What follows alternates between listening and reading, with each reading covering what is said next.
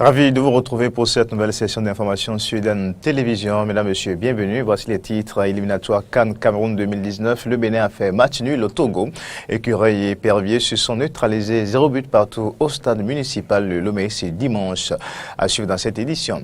Le Bénin dispose désormais d'une loi réglementant la caisse des dépôts et consignations. Le test a été examiné vendredi au palais des gouverneurs à Porto-Novo. Également, le compte rendu de Amen Didier Rumpenoudia à suivre. Et puis sur le continent, Joao Lourenço prend les rênes du parti au pouvoir en Angola. Le président a été élu samedi à la tête du parti MPLA.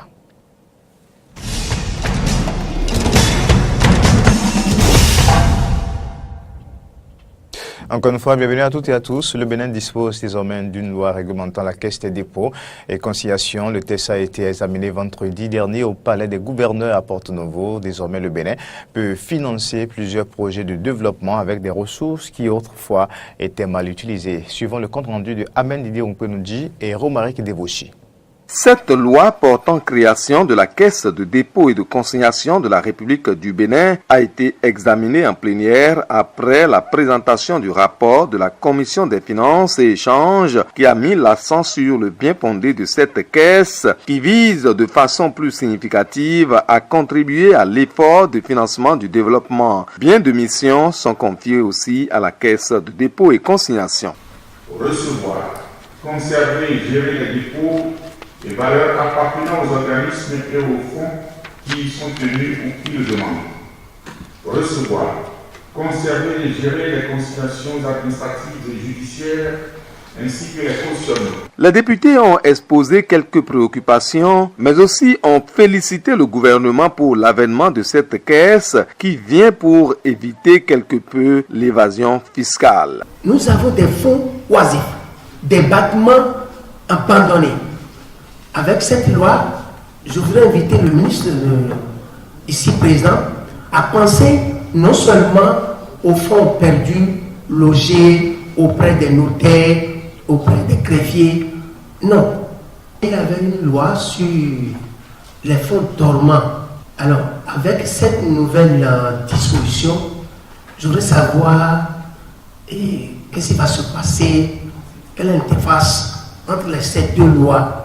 Qu'est-ce qui a pu empêcher notre pays d'avoir une telle institution depuis des années? Les conséquences de l'inexistence de la Caisse des dépôts et consignations sont incommensurables. Des milliards de deniers partis en fumée par le fait d'un seul greffier. Je parle du détournement qu'aurait orchestré notre célèbre philanthrope. La création de la Caisse des dépôts et consignation va permettre de trouver des réponses utiles à la sécurisation des données publiques et privées, de réduire et prévenir les actes de corruption et de prévarication. Le député Nassirou Arifari Bako invitera le gouvernement à réajuster quelque peu le fonctionnement de cette loi une fois en vigueur afin qu'on n'assiste pas à une faillite des institutions bancaires. Que l'ensemble des fonds devra être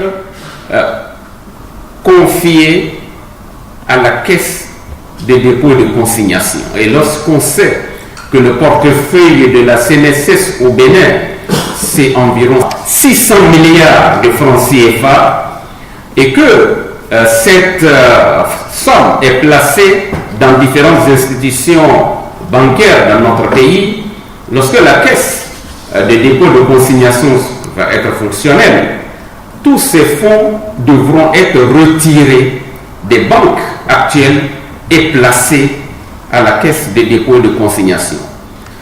Est-ce que cela ne va pas créer un problème de financement de notre économie quelque part? Et peut-être qu'après le vote de la loi, que des décrets d'application essayent de voir comment répartir d'une manière ou d'une autre, disons en termes de pourcentage de fonds à déposer obligatoirement à la caisse de consignation et des dépôts et une partie peut-être dans les banques primaires pour permettre le financement de notre économie. Le gouvernement, représenté par le ministre de la Justice, Garde des Sceaux, va saluer les députés pour l'intérêt porté à cette loi qui, une fois adoptée, va permettre la réalisation de beaucoup de projets de développement. Les députés ont accordé leur quitus et ont adopté cette loi. La loi numéro 2018-38 portant création de la Caisse des dépôts et consignations de la République du Bénin est adoptée à l'unanimité des députés présents ou représentés, moins une voix contre. On reste au palais des gouverneurs à Porte-Nouveau où les députés ont autorisé. Le gouvernement a ratifié un accord de financement avec l'Agence internationale de développement pour le financement partiel du programme Aquavie. Ce vote est intervenu à marge des travaux de la 3e session extraordinaire de l'Assemblée nationale. Ahmed Dirompenoudji et Romaric Devoshi.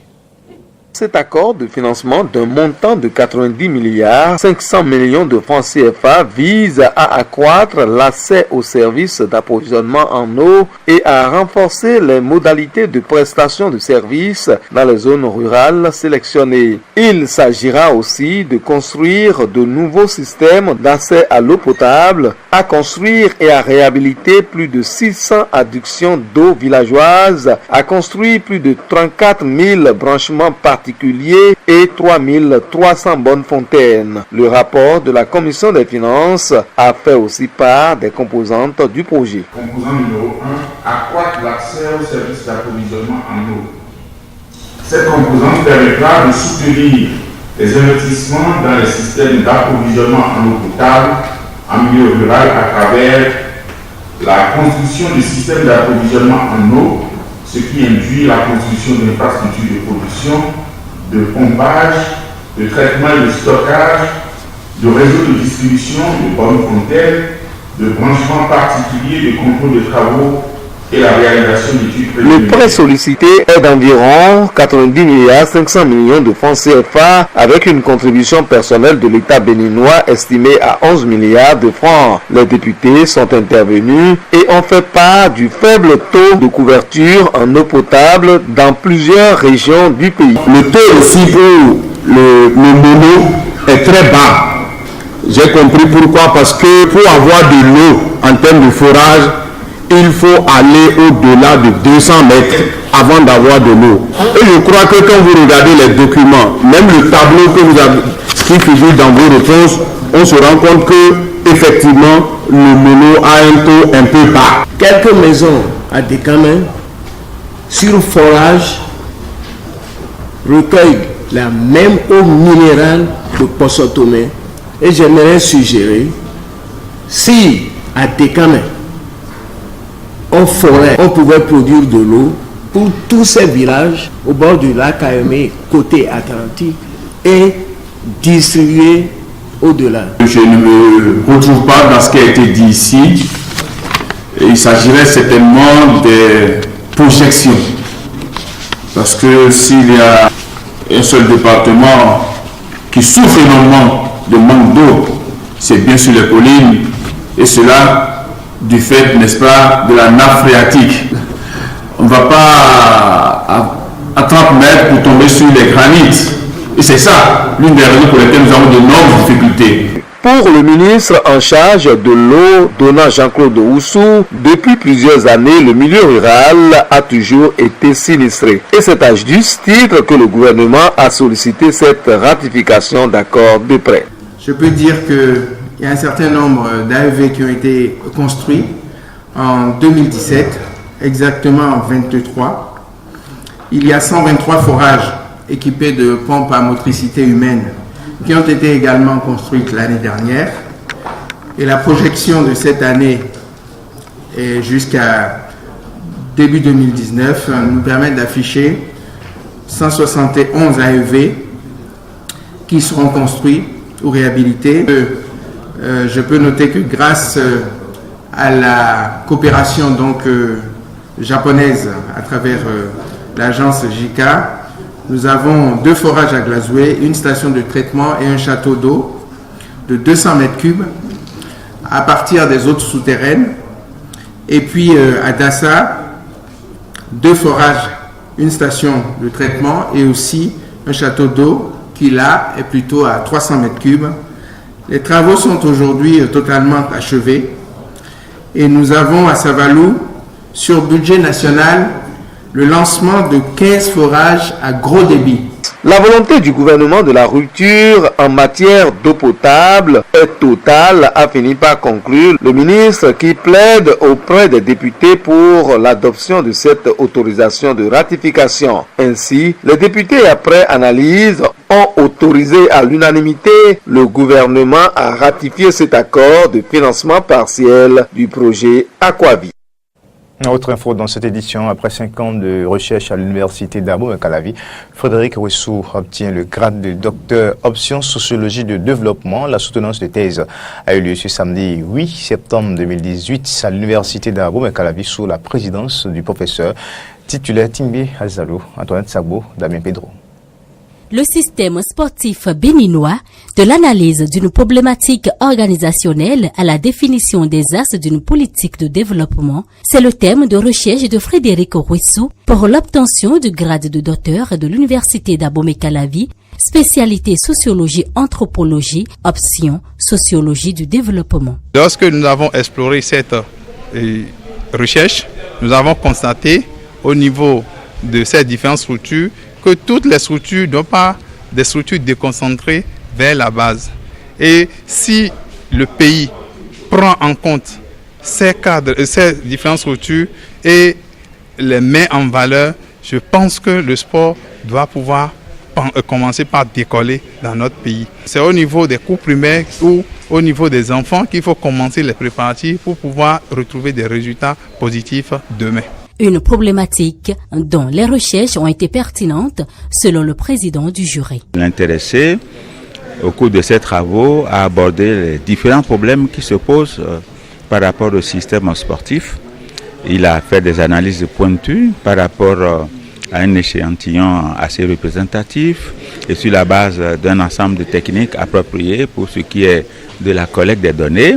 Donc, il a fait le diagnostic et il a montré en quoi le système sportif béninois est dysfonctionnel par rapport aux idéaux que cela devrait porter pour que le sport soit considéré dans notre pays comme un outil de développement. C'est en cela que son sujet est important. Quant au directeur de thèse et d'autres membres du jury, le dysfonctionnement du sport béninois s'explique de diverses manières. Ce sont les règles de la révolution du 26 octobre 1912 là.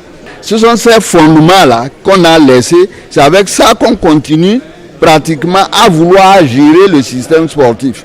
En y ajoutant quelques aspects de la démocratie libérale. Mais en réalité, est-ce qu'en face, la société civile est suffisamment forte, suffisamment organisée, motivée pour prendre le relais de l'État?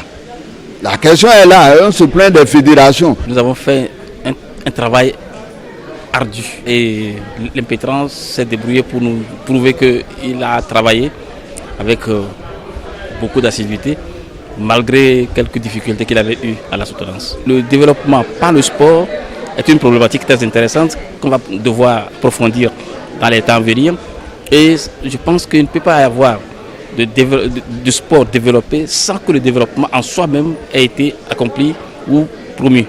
Au terme de cette soutenance, l'impétrant Frédéric Ouessou, après avoir reçu les félicitations du jury, devient docteur avec une mention très honorable. Cérémonie d'inauguration d'un nouveau complexe scolaire privé Saint-Jean-Tangbo-Dievier dans la commune de Zé. La création de cette école bilingue maternelle et primaire est une initiative de l'opérateur économique Félix Kossi à Bakou. L'événement s'est déroulé ce samedi en présence des autorités de la localité, des populations, des invités et les parents d'élèves Samson Oké, Romaric Debouchi. C'est par une messe d'action de grâce et de bénédiction qu'a démarré la cérémonie d'inauguration de cette nouvelle école privée Saint-Jean de Tangbo-Dievier dans la commune de Zé.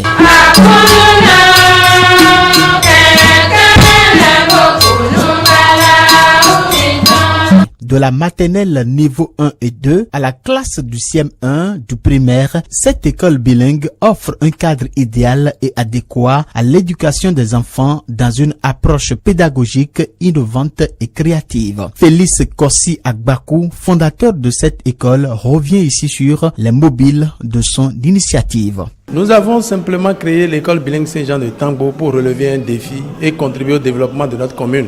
On aurait dû investir ces fonds dans un autre projet très rentable. Mais Nous voulons le bien de la communauté. D'abord le bien de la communauté.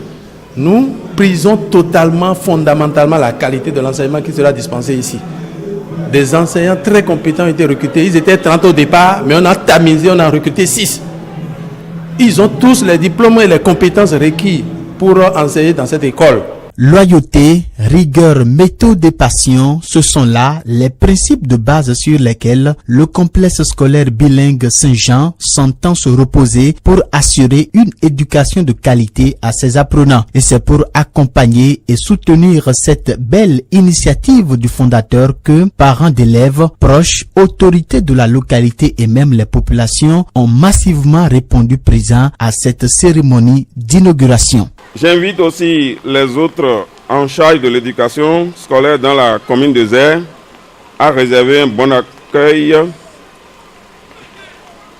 à cette école et à ne marchander sous aucune forme et manière leurs efforts pour son accompagnement tant pédagogique qu'administratif. Je remercie vivement le fondé Félix pour avoir mis assez d'argent dans un projet comme ça dans une commune rurale.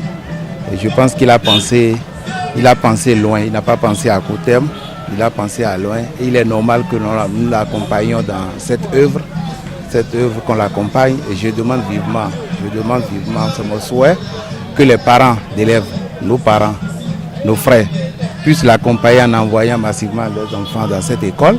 Parce que c'est une école qui a des règles, des exigences, une école où par classe il ne doit pas avoir plus de 30 élèves. Elles sont très bonnes, mes impressions. C'est une œuvre divine. Que Dieu bénisse et que ça augure d'un bel avenir. Chaque enfant qu'on enseigne est un homme qu'on gagne. Cette vérité de Victor Hugo est bien saisie par les éducateurs du complexe scolaire privé Saint-Jean. C'est pourquoi, au-delà de leur formation intellectuelle en anglais et en français, les apprenants de ce complexe privé bénéficieront d'autres opportunités qui leur permettront de développer les talents artistiques et culturels qui sommeillent en eux. Le complexe scolaire primaire privé Saint-Jean ouvre ses portes à ses apprenants dès la rentrée scolaire 2018-2019. En 2011, Sa Majesté Tonyon Tofodi a dévoilé accéder au trône de Saoro, Yokor devenant ainsi le 10e roi de ce royaume. Ce samedi, le 7e anniversaire de son accession au trône a été célébré en grande pompe. À l'occasion, une prière a été dite à la nation et au président Patrice Talon. Reportage de Samson Oké. Chants, danses, cérémonies rituelles ce samedi 8 septembre dans le royaume Saoro à Sakété. La cour a célébré le 7e anniversaire de l'accession au trône de Sa Majesté Tonyon, roi de Saoro. Pour l'occasion, plusieurs autorités administratives, têtes couronnées et dignitaires sont venues de tout le Bénin à l'instar du roi central de la vallée et celui de l'Atché. Une union consolidée selon eux par le leadership du président Patrice Talon. Je suis très content de tout ce que je viens de voir aujourd'hui. Ça démontre que notre culture, notre tradition se porte très bien. Parce que nous avons un petit coup de main à notre tradition et à la culture, l'évolution sera exacte.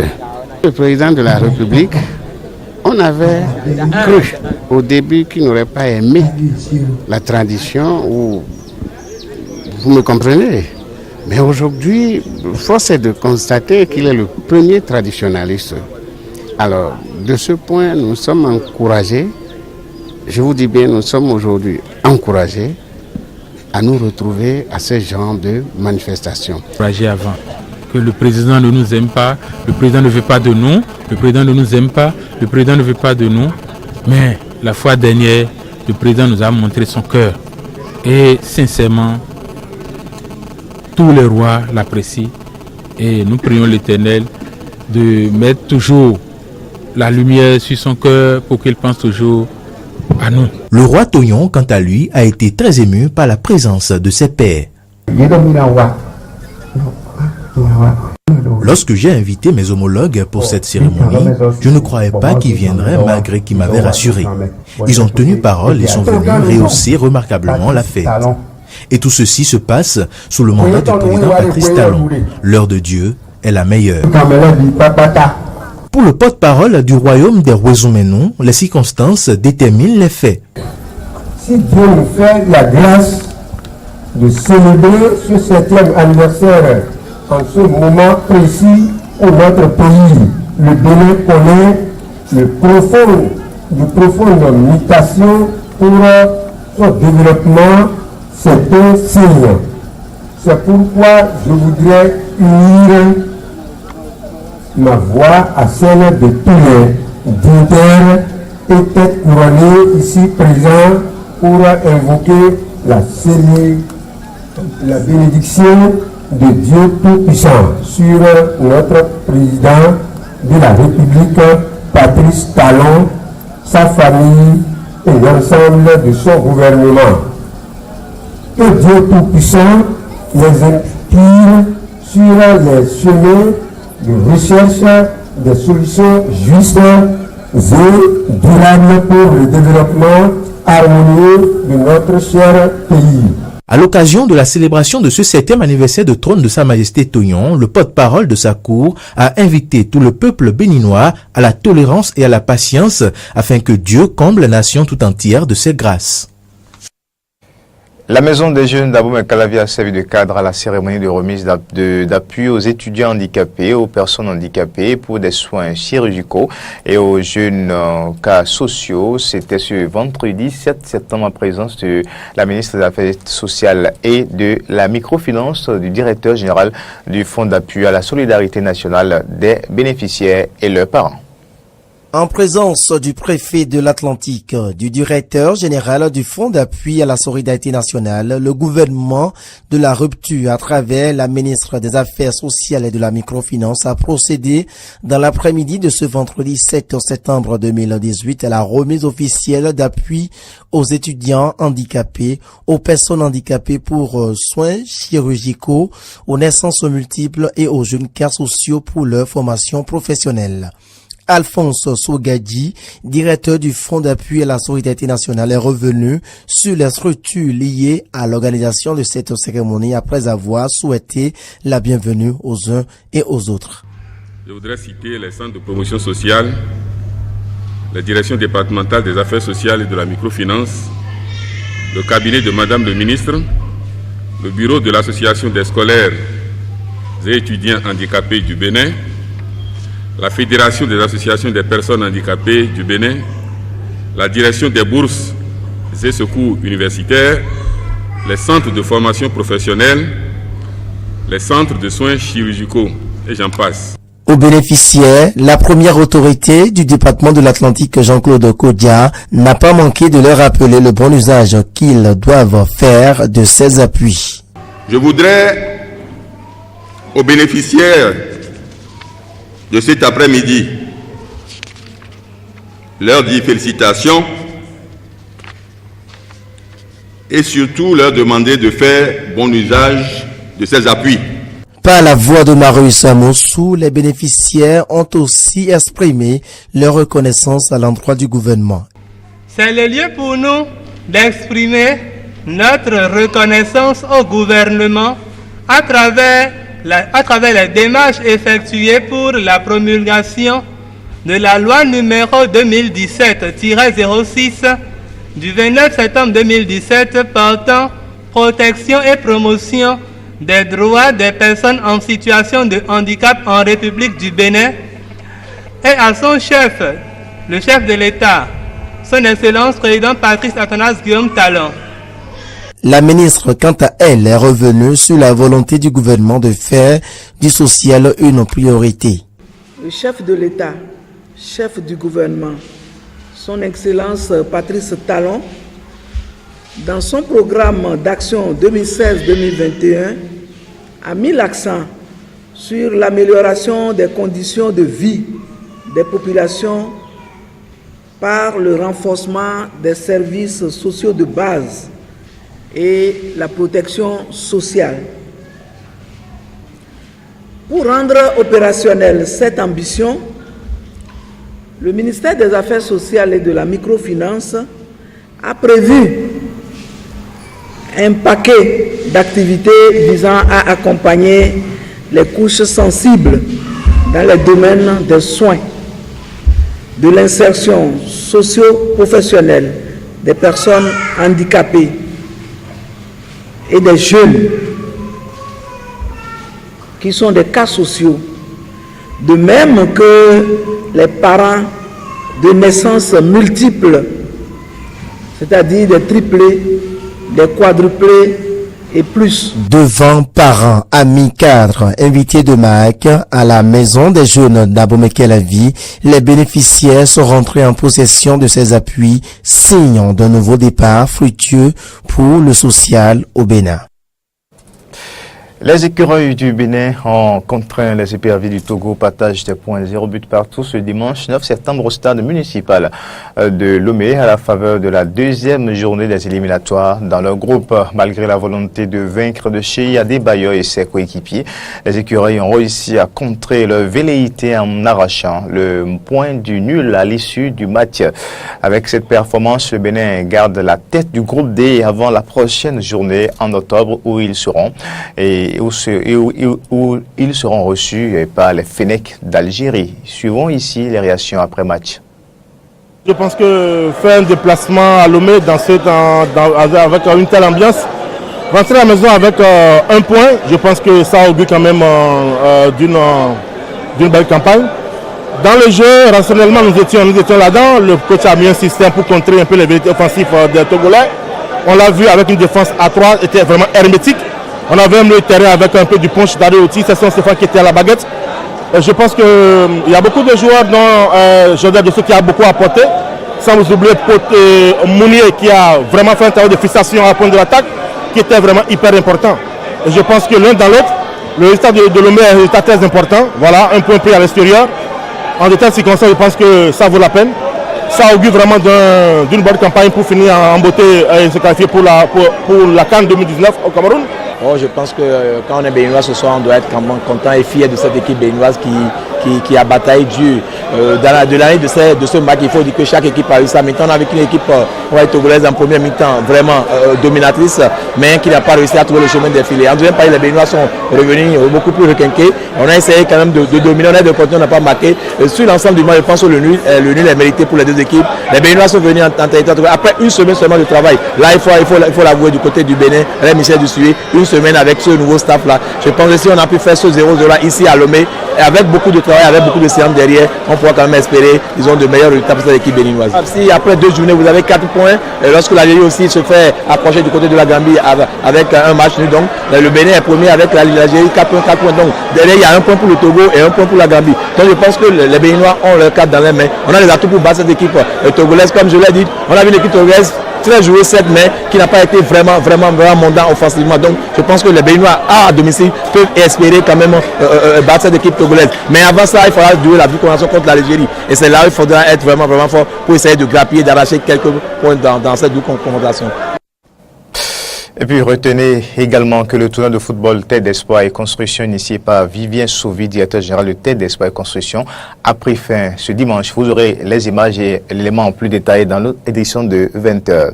Joao Lorenzo prend les rênes du parti au pouvoir en Angola. Le président a été élu samedi à la tête du parti MPLA, ancien président José Eduardo dos Santos ayant démissionné après avoir dominé la politique du pays pendant près de 4 décennies. Et c'est sur ces images que nous bouclons cette édition. Mesdames, Messieurs, merci de l'avoir suivi. Au revoir.